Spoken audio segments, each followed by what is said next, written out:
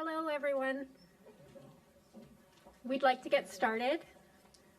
I would like to invite the Honourable Todd Smith, MPP for Bay of Quinte, riding, and Minister of Energy to the podium. Well, thanks very much, Melissa. Good afternoon, everybody. Great to be here with all of you on a Monday, a day after a record-setting day in our province. Wasn't that beautiful yesterday? It's been a real pleasure to get to speak with many of your peers here, Melissa, who've been working tirelessly day after day. Over the past 2 years in particular, during this pandemic, providing exemplary care in homes and community settings here in Belleville and across our region. Thanks for all the work you do. I know that it's appreciated by those who receive the care from you, and it's appreciated by the families and certainly appreciated by our government as well. Fortunately, it appears that better days are ahead. We certainly hope so. And I'm thrilled to have the opportunity to welcome Janet here as well, Janet Dalglish, National Director for Bayshore Home Care. And where's Janet? Janet's hiding. Oh, there's Janet over there. And Sue VanderBent as well. Great to have you with us here, Sue as well. Sue is the CEO of Home Care Ontario. And we welcome you both to Bay of Quinte, one of the most beautiful places in the province of Ontario.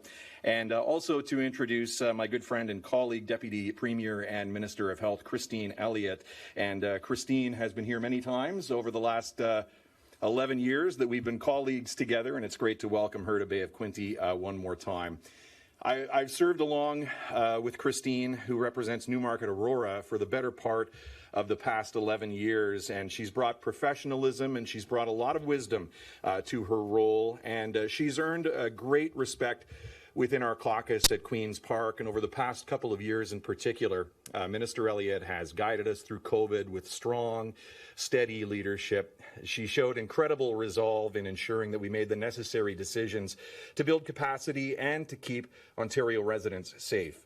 And I commend her on her tenure of public service, and I do wish her well in the next chapter of her life. And I'd be remiss if I didn't take a moment also to thank Minister Elliott for listening to the healthcare needs of us here in Bay of Quinte. And it's great to have Stacey Dobb from Quinte Healthcare here as well. Her decision to provide annualized funding increases for small, medium, and multi-site hospitals really has been a game changer for the future stability of all of our Quinte Healthcare hospitals, and there would be 4 of them in the QHC family, including Belleville, Trenton, Prince Edward County, and North Hastings up in Bancroft. We're also set to open a new $14 million community health center over in Quinte West, which we're really excited about, and breaking ground on the brand new Prince Edward County Memorial Hospital real soon. And we've also seen major changes in our regional ICU. It's expanding as well at this time. So all great news and tremendous investments in healthcare in the Bay of Quinte region. So thank you, Christine, for that. We also have a new Ontario health team that's going to transform patient-centered care in our area, and we were just talking about that when we came to this room here this afternoon, about the difference that is going to make in making sure that people get the care that they need where they want it. And all of these investments and others are going to have a positive impact, not just tomorrow, but for generations in our province and in our region here in Bay of Quinte. So I'm really excited to hear about the next big positive investment in our area and for our province, and it's my pleasure to introduce my good friend, the Minister of Health, Christine Elliott.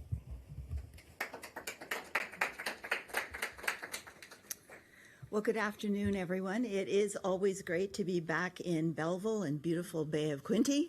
And thank you very much, Minister Smith, for your very, very kind introduction. I have had the pleasure of working with Todd since 2011, as he mentioned, and I'm very, very grateful for your support and friendship and advice over all of those years. In opposition, Todd always stood up for the little guy and was a champion for making life more affordable. That trend continues in his role as Minister of Energy, where he continues to deliver savings for families and businesses. He's everything you'd want in a public servant and also as a friend. I'd also like to say thank you to Janet Dalglish, Danielle Gruber, and Melissa Bryan from Bayshore for hosting us today, as well as to Sue VanderBent from Home Care Ontario for joining us today. Home and community care has always been a critical part of Ontario's healthcare system, and the past 2 years have only further reinforced the importance of receiving care in the right setting. I'd also like to thank all of the healthcare workers in Belleville, Hastings County, and across the province.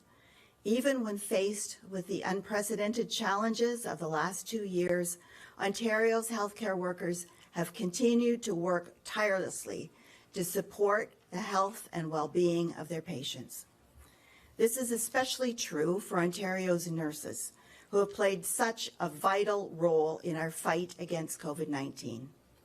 Whether it's in our ICUs, long-term care homes, care in the community or at home, or administering COVID vaccines in mass vaccinations clinics across the province, we could not have done it without the bravery and selflessness of our nurses.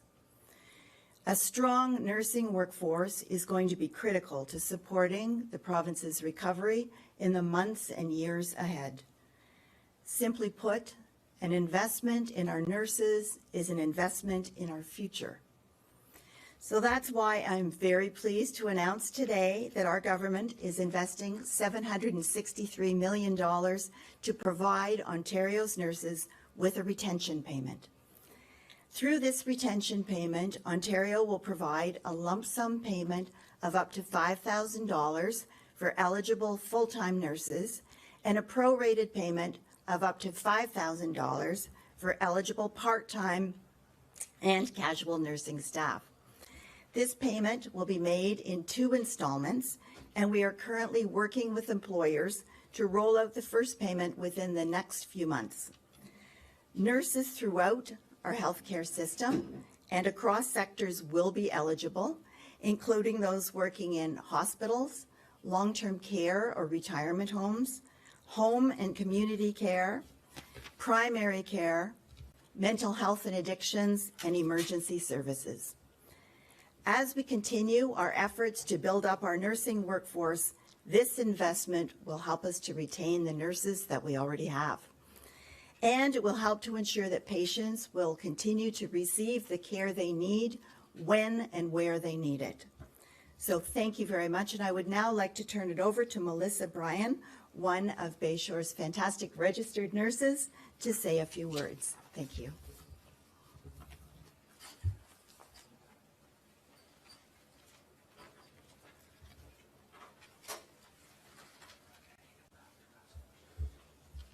Hello, everyone. My name is Melissa Bryan. I'm a manager of clinical practice and a nurse here in Belleville. I began my healthcare career as a PSW and became an RPN, and I'm now a registered nurse in home care. First, I want to thank Minister Elliott for today's funding announcement. The COVID-19 pandemic has been incredibly challenging for home care and the nurses that are working in home care and in every sector. This investment in nurses by the Ontario government is a welcome recognition of the outstanding knowledge, skills, and professionalism of nurses. It will help ensure the continuity of safe, high-quality care for patients in their homes and communities.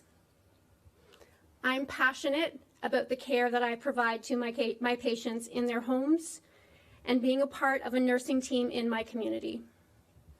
I love working in patient homes because it's highly personalized. And I get to know the whole family, not just the patient.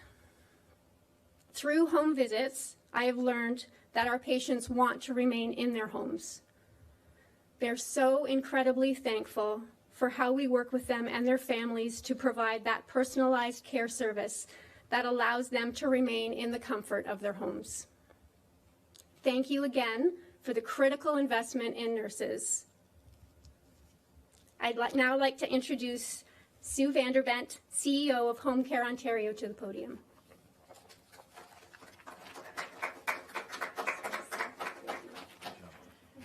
Thank you, Melissa.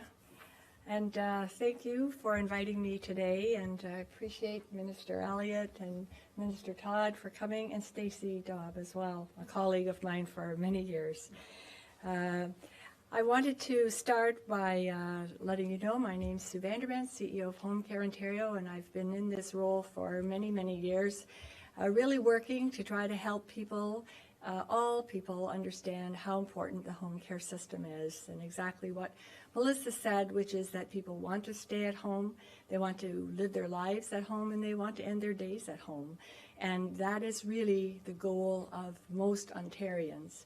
And we want to create a system that allows them to do that. It's a real pleasure for me today to be at this announcement today, because we know that hundreds of thousands of Ontarians rely on home care and our home care nursing staff every day. We have needs for them that are at all ages and stages of life. This is not for one type of patient. Home care is for people with young babies. It's for moms who've come home from the hospital with a young baby, young children in school, for people of middle age who have chronic diseases or comorbid conditions, and people who are senior and who live at home and have needs for bathing and support at home. So these people are our grandparents, they're our parents, they're people in this world and in this area who live quietly and in the privacy of their own homes. And that's why home care is not very well known, because we actually go to people's homes and we provide the care there in the privacy of their own homes. But every day there's a home care worker on the road at all hours of the day and night. Our PSWs, our nurses, our many, many therapists are out there taking care of Ontarians. So today I want to thank Minister Elliott for this wonderful announcement, because it helps sustain our nurses and it helps keep our valuable home care nurses like Melissa here with us. And even though nursing in other parts of the system is great, I believe that the greatest influence you can have is to keep people at home and help them stay at home and be at home for the rest of their lives. Home care has been devastated by the pandemic. We know that a lot of attention has been paid to hospitals and long-term care, and rightly so, because of the COVID pandemic. A lot of adjustments have been made, but we have to gain ground now, and we have to make sure that we build up a system that's better for people, which is really to be at home. So I look forward to working with all of our elected representatives. I know we're coming into a provincial election now, but I know that we will elect people who are going to be helpful in us achieving this goal for all Ontarians to be at home. And thank you again, Minister, for this wonderful announcement today.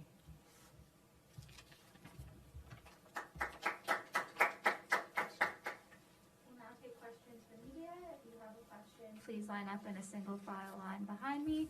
When you step up to the mic, please say your name and which outlet you're with. And just a reminder, it's one question, one follow-up. Hi there, Tiffany Foxcroft with CBC Marketplace. The people of this province have told you they want home care over nursing homes, and experts say it's also the most cost-effective. Today's announcement's a drop in the bucket compared to the $6 billion that's spent on nursing homes. Aside from today's announcement about the nursing, why isn't Ontario doing more to invest in home care? Thank you very much for the question. You're absolutely right. It's been described to me as a three-legged stool, and it's the long-term care, hospitals, and home care. And what we're doing now is reinforcing home care. We are modernizing the system. We are making sure that patients can receive the care that they need. We will be making those investments as well to make sure that it's not just a policy change, but it's a real change, and that people will be able to receive more care in their own homes. It's, as you've indicated, it's a less expensive alternative, but more than that, it's where people want to be. And so we recognize that, and our government is going to continue to make investments in home care. Thank you. I have a follow-up. Experts say that profits shouldn't be part of home care in Ontario. With such limited funding, why is so much of it going to for-profit providers like Bayshore? Well, we think that everybody is important in providing home care and long-term care. All of that is important, whether it is private providers or not-for-profit providers. It's all funded appropriately, and so we believe there's a mixture for both. And quite frankly, if we got rid of what some of the private companies are doing, both in home care and long-term care, we would be in a very bad situation right now, because we already have, in terms of long-term care, over 30,000 people that are waiting for care. So we need to continue to make investments in both. Bayshore paid out millions to their shareholders last year. Should that money be going to better home care? That is a way of operating. We don't. We supply the funding for the operations. That is up to individuals to determine whether they want to make those investments or not. But Bayshore provides excellent care, as do many of the other private providers, as well as our not-for-profit providers. Hi, good morning. Tom Harris for CTV. Hi, Tom. Today. No doubt you've seen the coverage of the concerns of some Trillium doctors about what they call abusive working conditions. Should the ministry step in?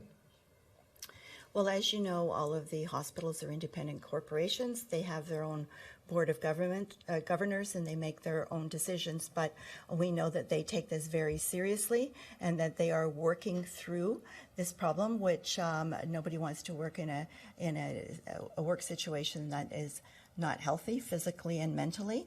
And so we are working with them, but it is up to the individual hospital to take action, and we know that they are. And the follow-up is, how can you have confidence in the hospital's investigation of itself? Hospitals investigating themselves, I'm just wondering what your thoughts are. Shouldn't there be something like more independent? If there is need for that, we are awaiting the results of the initial investigation. If we're not satisfied with that, there are other steps that we can take. But I think it's important, first of all, for their own board of governors to take a look at this and make determinations about what they think should happen. But we will certainly be reviewing that with them. Afternoon, Minister. Luke Hendry from the Intelligencer.